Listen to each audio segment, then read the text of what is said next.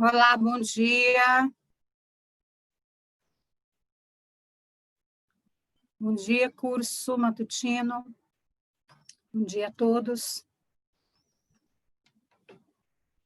Boa semana a todos. Muito bom dia e uma semana maravilhosa para todo mundo. Vamos começar nossa aula de História da Arte. Perdoem a rouquidão, mas o ar está muito seco e afeta um pouco a garganta. Mas assim vamos. Tudo bem, Matheus, tudo bem? Muito bem. Nós estávamos trabalhando a arte renascentista e hoje nós faremos uma viagem no tempo dentro dessa linha classicista, que definiu 3 grandes momentos desta arte. Eu vou compartilhar uma tela, várias, aliás, e aí a gente vai dar prosseguimento, ok? Vamos lá? Bora? Muito bem.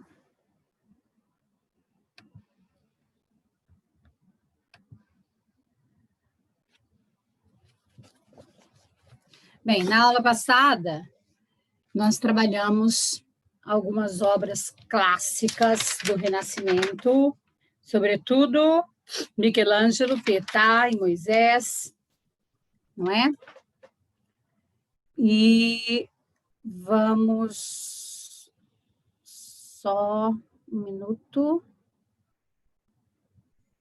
encerrar essa parte de esculturas renascentistas com a grande, todo-poderosa, maior de todas, talvez a mais importante obra de Michelangelo, em termos de escultura, que é o Davi, uma obra de dimensões extraordinárias, 5 metros e quase 20 centímetros de altura, toda em mármore, um bloco só de mármore, como a gente já tinha combinado, que era a forma como Davi trabalhava, assim, desculpe, como Michelangelo trabalhava, assim como ele trabalhou a Pietà.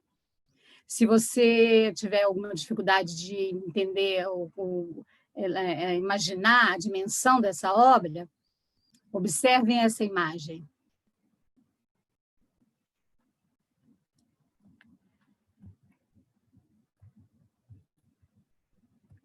Olha só, essa imagem representa, é uma fotografia mostrando o restauro dessa obra, que hoje está no Museu de Florença. Ela ficava de fora, né? Ficava numa praça, numa piazza, né, em Florença, mas o tempo, né, provocou um desgaste muito grande, o que preocupou os italianos, que resolveram removê-la e deixar uma réplica na praça.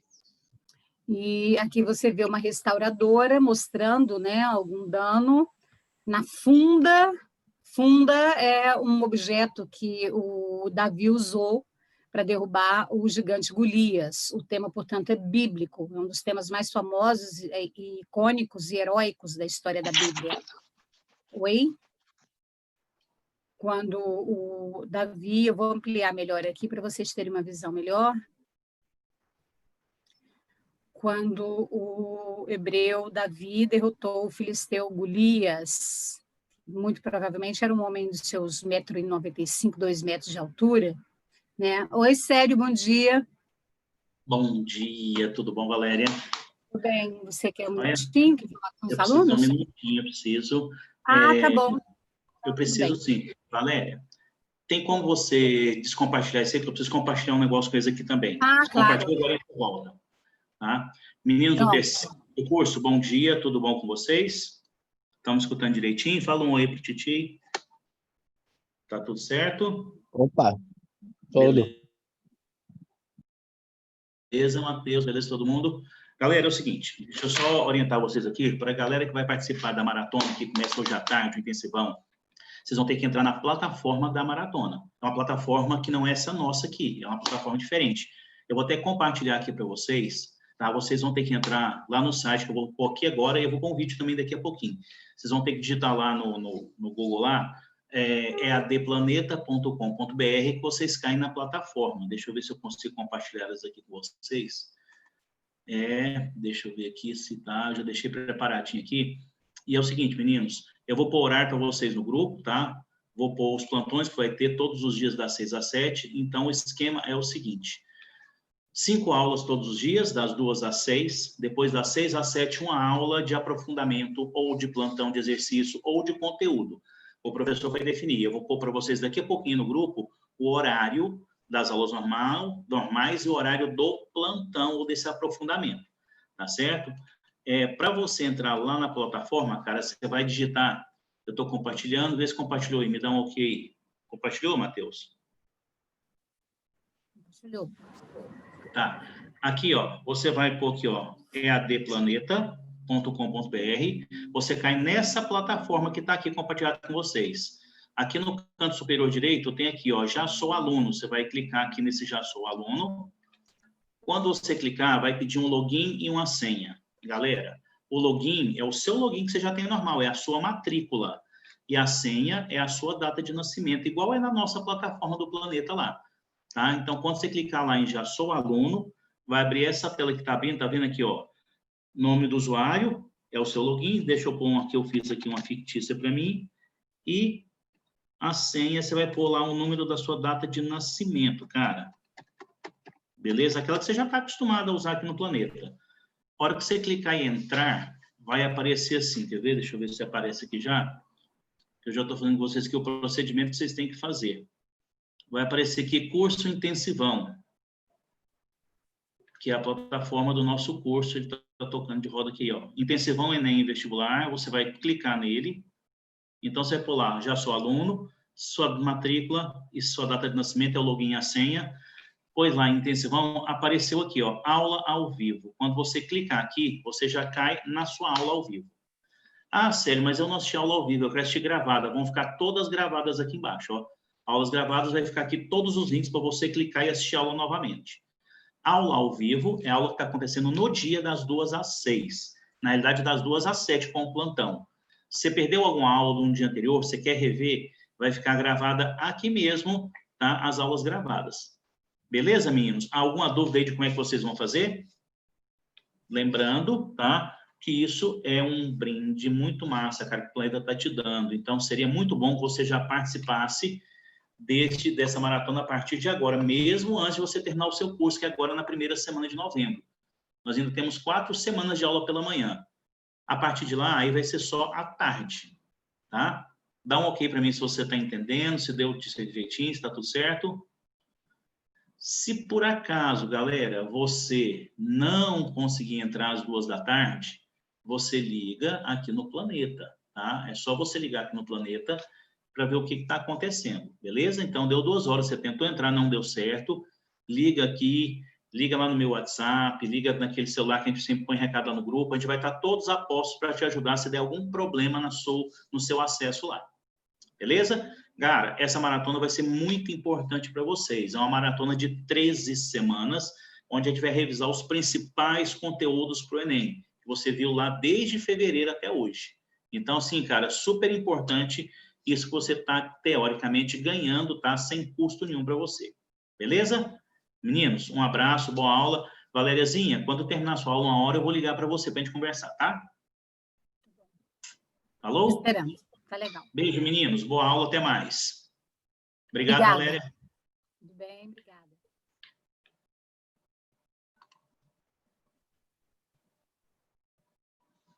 Pronto, saiu?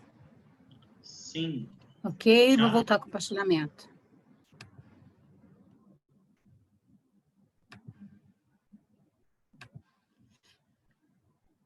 Pronto. Curso, então, tá visualizando a minha tela agora. Matheus, você que está aí na mão, tá tudo bem? Então, eu vou só ampliar um pouquinho mais, tá? Pronto, olha só. Então, olha só, a gente conhece essa história bíblica e, então, o Michelangelo, homenageando Davi, né, constrói essa escultura que é conhecida como uma escultura colossal, né, gigantesca, uma escultura que mostra o momento antes do confronto do Davi com o Golias. E se nós olharmos os detalhes, né, nós percebemos o realismo e o naturalismo da obra de Michelangelo.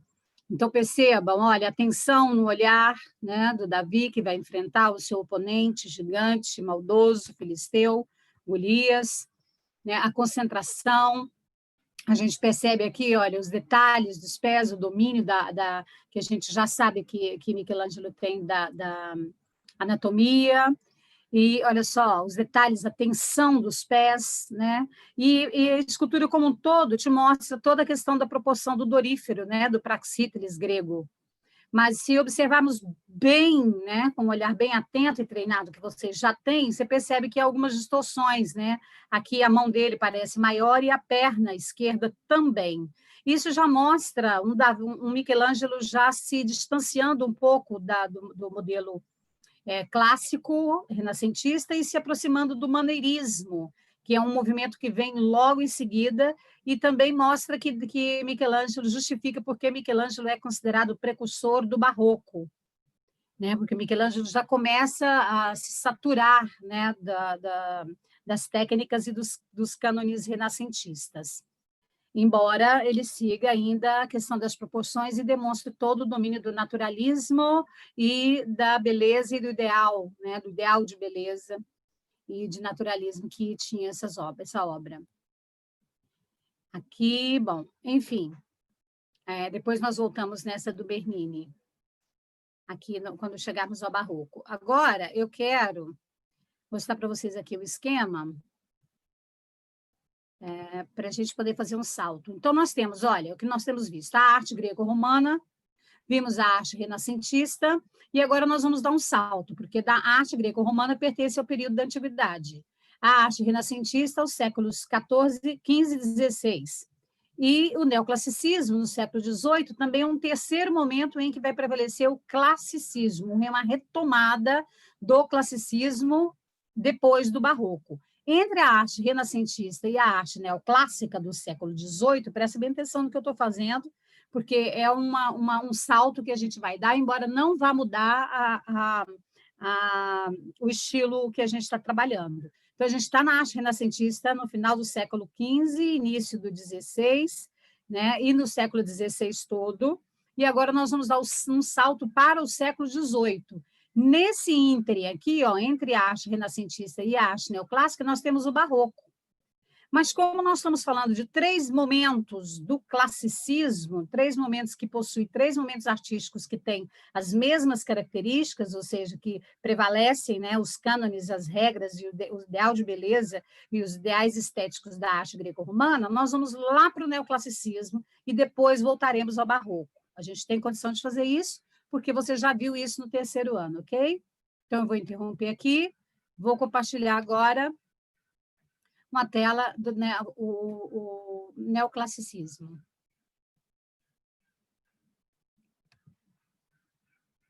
Então, século XVIII.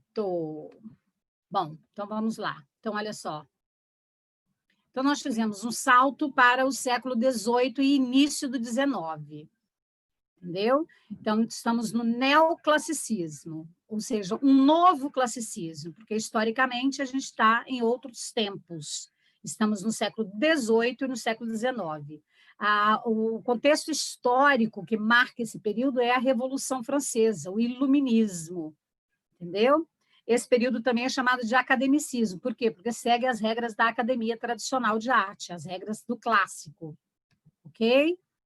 Então, nesse período, as pessoas também, os artistas retomam todos os ideais antes do barroco, que são os ideais renascentistas, ideais esses que passam pela ideia de que uma obra de arte só é considerada bela se ela seguir os modelos criados pelos gregos antigos, né, pelos italianos da época do Renascimento. Então, isso é uma arte convencional em que a técnica e o rigor científico é muito importante. Você já ouviu esse discurso, mas você ouviu com relação ao Renascimento, agora você está ouvindo com relação ao neoclassicismo. Ok? Vamos pegar aqui umas características gerais para você ver o quanto tem como eles conversam, né? Como eles têm um sentido. Então, nesse período, você tem moderação, nada de exagero, nem na pintura, nem na escultura e nem na arquitetura, equilíbrio, simetria, Um idealismo, quer dizer, as figuras são feitas com base num ideal de beleza, um renovado interesse pela antiguidade clássica, tá vendo? É como se eu estivesse falando do Renascimento. O racionalismo, conceito que nós já conhecemos, que é o uso da ciência a favor da arte, e a simplicidade. Embora eles fizessem obras de arte colossais, gigantescas, os traços, as cores, né? A abordagem da obra, a composição da obra respeita a simplicidade, não tem nenhum exagero. É isso que a gente vê.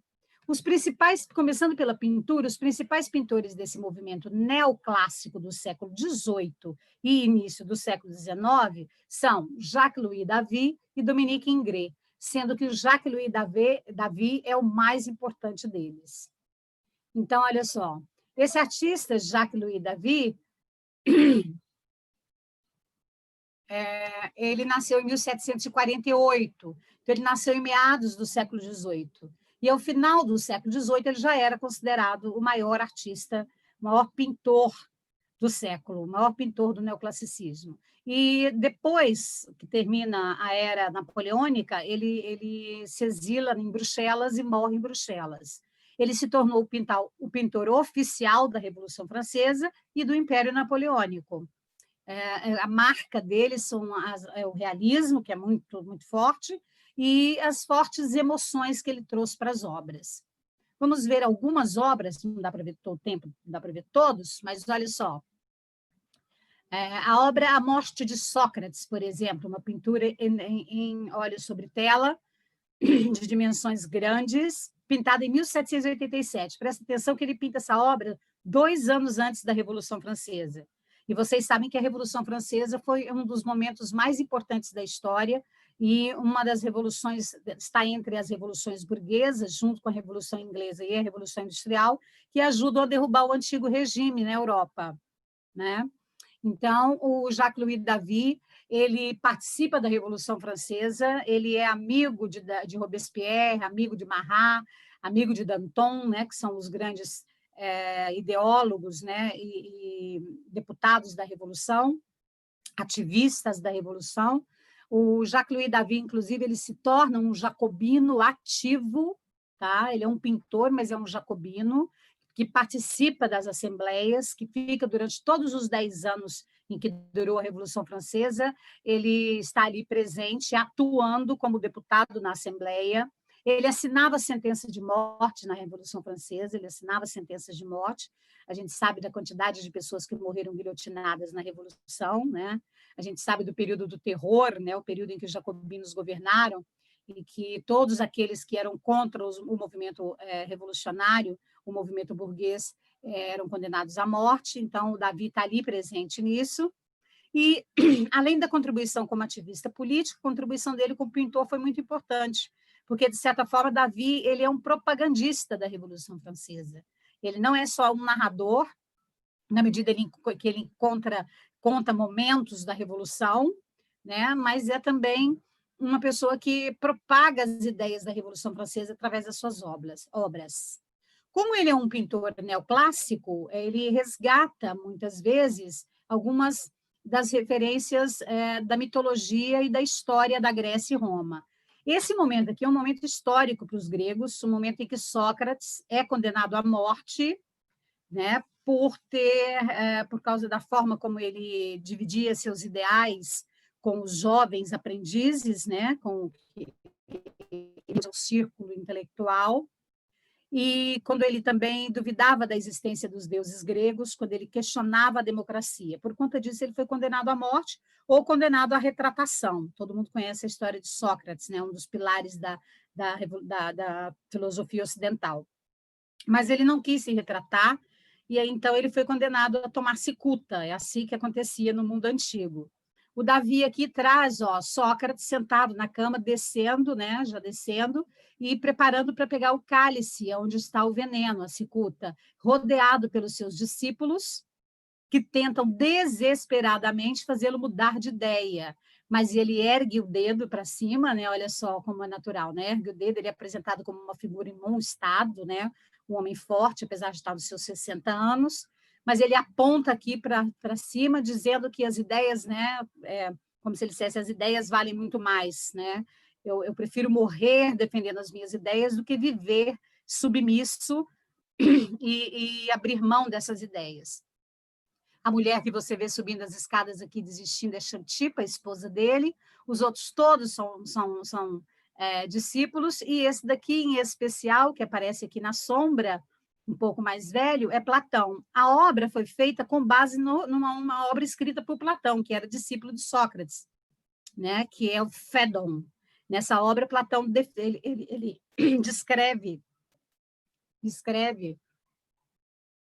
como foi a morte de Sócrates, ele fala sobre esse assunto, e aqui ele aparece mais velho. Claro que, por ser discípulo de Sócrates, ele é mais novo, ele não era velho, mas é uma obra idealizada. Então, aqui o Jacques-Louis David coloca o Platão já mais velho para nos remeter à figura dele como um grande filósofo, né, um experiente filósofo, que lamenta a morte do seu mestre.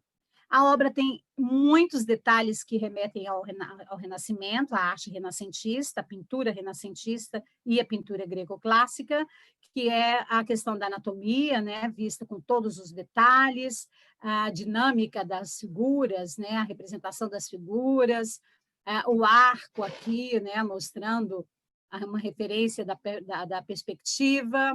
As túnicas, né, remetem às túnicas greco-romanas, as cores suaves, né, o vermelho mostrando a paixão, a dor daquele que, coitado, foi o incumbido de entregar o pote, a taça de cicuta para o Sócrates, né? A geometrização das formas aqui mais atrás, né? Então, é uma obra que tem todas as características do classicismo, além da referência à história da Grécia Antiga, mas é uma obra que já aponta para a Revolução Francesa, demonstrando que as pessoas deveriam lutar pelas suas ideias. E as ideias às quais o Jacques-Louis David se refere são as ideias de liberdade, igualdade e fraternidade, ideias iluministas que vão estar presentes na Revolução Francesa. Tá? Aqui o discurso de Sócrates, né? Mas depois você pode ver isso mais na frente. Uma outra obra importante desse período é o Juramento dos Horácios, também de Jacques-Louis David. Ela é uma obra já feita pós-Revolução Francesa, que também faz uma referência a Roma. Tecnicamente, você vê aqui todos os recursos do classicismo. Né? As colunas dóricas, elas marcam 3 espaços, né? Se você dividir perpendicularmente, aqui tem um grupo de figuras, no meio um senhor, né, que representa o pai dos trigêmeos, os Horácios. Tá? Essa história é uma história romana, é um momento em que Roma declara guerra a Alba Longa, Roma, que é uma cidade militar, uma cidade imperialista, e aqui os 3 filhos desse senhor, né, os irmãos Horácios, vão enfrentar os Curiáceos, que é uma outra família lá de Alba Longa. Então, eles vão à guerra. Aqui eles fazem um juramento ao pai, que vai lhes entregar as espadas, né, que, aliás, está no ponto de fuga da obra, né, a partir daqui saem as linhas perpendiculares, ó, que remetem à perspectiva linear que você já conhece, né? E ele, então, aceita o juramento dos filhos, que estão, olha, simetricamente na mesma posição, vestidos de vermelho, que é a cor da paixão, né? Não a paixão homem-mulher, mulher-mulher, homem-homem, mas não a paixão amor, mas a paixão pela pátria, né? Por Roma. E aqui a família toda, envolvidos pela mãe dos irmãos, né? Aqui o Jacques-Louis David vai apelar para a questão do patriotismo, para a questão moral, né? A guerra, né? Apesar de saber que os 3 podem morrer, ela é mais importante do que a família. Então, as mulheres choram, as crianças, né? Filhas de um dos irmãos também, mas apesar que o menino, apesar de toda a situação de tristeza por ver o pai e os tios irem para a guerra, olha diretamente para a espada. E aqui tem uma senhorinha, né, interessante, que é uma mulher que é uma das irmãs dele, né, e é uma mulher em especial, apesar dela ser irmã, como as outras, mas ela estava enamorada de um dos inimigos, dos curiáceos. Então, ela, em especial, ia perder um dos 3 irmãos e o namorado, a pessoa com quem ela está apaixonada, que eram os inimigos. Olha a situação dela, né? Mas ela estava aqui com a família. Né? Aqui você vê as noções de perspectiva bastante claras, essas linhas perpendiculares aqui, ó, né? As linhas perpendiculares, não, as linhas retas convergindo todas para o centro, para o ponto de fuga. Né? E aqui, Jacques-Louis David faz uma ligação com a Revolução Francesa, no sentido de que o mais importante é a pátria. Vocês sabem que a Revolução Francesa trouxe esse conceito, né, pela primeira vez, de amor à pátria, de amor aos símbolos da pátria, de amor a Roma. Né? Então, eles vão sacrificar as suas vidas em prol da pátria, né, que está acima da família. Você vê os elmos, né, as túnicas bem típicas dos guerreiros romanos, as espadas, né? E o juramento, que é o mais importante que você tem que fazer, né? Jurar ao pai, que já foi um guerreiro, que lutarão por Roma, em detrimento da família. Então, o Davi ele tem essa questão muito forte, né, de fazer uma defesa da Revolução, né, e dos ideais da Revolução Francesa, dos ideais da França. Lembre-se que, durante a Revolução Francesa, os franceses não estavam só lutando entre si, né, nobreza contra o clero, contra o clero, não, nobreza e clero contra os plebeus, contra os burgueses, mas a França também estava em luta com grande parte dos países absolutistas ao redor, a Áustria, né, a Inglaterra, porque esses países absolutistas temiam que a Revolução Francesa fosse um sucesso e que a moda pegasse. Ironicamente, meus amigos, quem encomendou esse quadro foi o rei Luís XVI, que foi guilhotinado pela Revolução Francesa, que sofreu com a Revolução Francesa. Então, está aí, mostrando, né, as togas e tal, e o sacrifício e a moral acima da família. Né? Uma outra característica dessa pintura neoclássica, que lembra a pintura renascentista, é o fato das figuras parecerem estátuas gregas, né? Estátuas gregas ou romanas, no ambiente romano. Os homens têm toda uma postura mais reta, né? Resoluta, né? E estão bem separados das mulheres, né? O que mostra que estão alinhadas em segundo plano. Em primeiro plano está o pai, em segundo plano estão as mulheres, né? Que estão aqui alinhadas, encurvadas, né? Numa linha correta. Então, essa obra foi apresentada no Salão de Paris em 1785 e mais de 60 mil pessoas tiveram contato com essa obra, imagina. Né? Você teve... Isso está em meio à Revolução, 1789, 1798, a Revolução ainda estava acontecendo, a fase do terror estava por vir aí, né? Então, é uma obra bem clássica. A outra mais famosa, que vocês muito possivelmente conhecem, né? Muito difícil não conhecer, é essa aqui, né? A Marat assassinado. Marat era um médico que, com a crise econômica pré-Revolução Francesa, perdeu tudo que tinha e chegou a viver nas ruas, contraindo, inclusive, uma doença de pele muito grave. E, quando veio a Revolução, ele se tornou jornalista, criou um jornal, o Jornal do Povo, e passou a ser um deputado eleito todos os anos durante a Revolução Francesa. E ele era um workaholic, um cara que trabalhava constantemente o tempo inteiro. Chegava à noite em casa e deitava numa banheira, colocava alguns sais, né, e alguns remédios para poder evitar as coceiras, se livrar das coceiras, né, e da formigação que as feridas que ele tinha adquirido e que nunca mais sararam o perturbavam. E foi num desses momentos em que ele recebe a visita inesperada de Charlotte Corday, né, uma pequena burguesa que foi se vingar da morte da família. O Marat, ele era um grande ativista na Revolução Francesa, ele era um influenciador das ideias, e ele era jacobino, e ele levava até o fim os seus ideais, né, principalmente o ideal de pôr fim à revolução, ao antigo regime e à monarquia na França. Então, ele recebia cartas de pedidos de famílias, de jacobinos que tinham morrido na guerra, pedindo para ele pensão, pedindo ajuda, e ele ficava lendo essas cartas e respondendo essas cartas. A Charlotte aproveitou um desses momentos e disse a ele que tinha uma carta com alguns traidores da Revolução, com o nome, uma lista de nomes de traidores da Revolução. E foi entregar a ele. E ele recebeu, mas era uma cilada, né? Ela acabou esfaqueando o Marat por conta dela ter perdido todos os irmãos e o pai na Revolução, por ordem dele, porque ele assinava também sentenças de morte. Então, aqui ele aparece morto. 8 horas depois do assassinato, ele foi encontrado pela empregada, que chamou a polícia e tal, e o Jacques-Louis David esteve no local e o encontrou na banheira. Jacques-Louis David, o pintor, era amigo inseparável do Marat, era um amigo muito considerado do Marat. E aí o David resolveu imortalizar esse momento da morte de um herói da Revolução. Aqui você percebe como ele usa os ideais, né, os cânones, desculpem, como ele usa os cânones da arte clássica. Né? Ele faz o Marat com um rosto jovem, num estado ótimo, forte, heróico.